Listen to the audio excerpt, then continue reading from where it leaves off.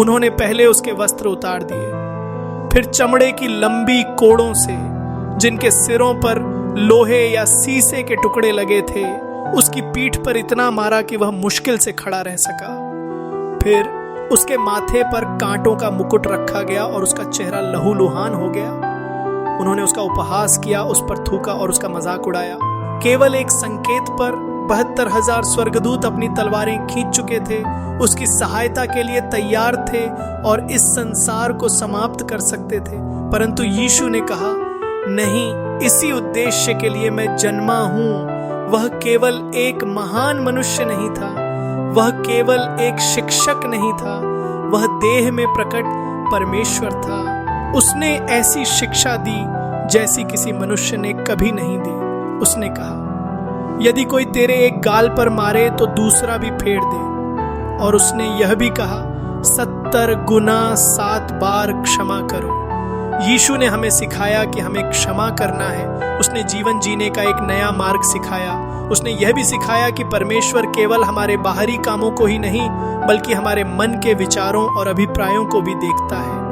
फिर उसने उस क्रूस को उठाया, घसीटा और ढोया।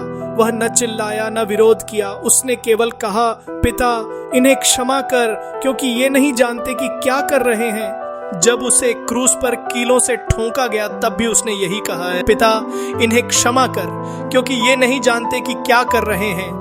क्या आप किसी को क्षमा कर सकते हैं जो आपके हाथों में कील ठोंक रहा हो, जबकि आप जानते हैं कि आपने कुछ भी गलत नहीं किया? उसकी मृत्यु को देखिए। क्या कभी किसी मनुष्य ने ऐसा मरण सहा है? बिजली चमकी, गरज हुई और पृथ्वी कांप उठी।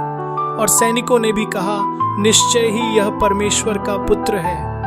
जो कोई क्रूस पर लटके यीशु को देखकर भी प्रभावित नहीं होता, उसका हृदय कठोर है। और क्रूस पर उसने पुकारा, हे मेरे परमेश्वर, हे मेरे परमेश्वर, तूने मुझे क्यों छोड़ दिया?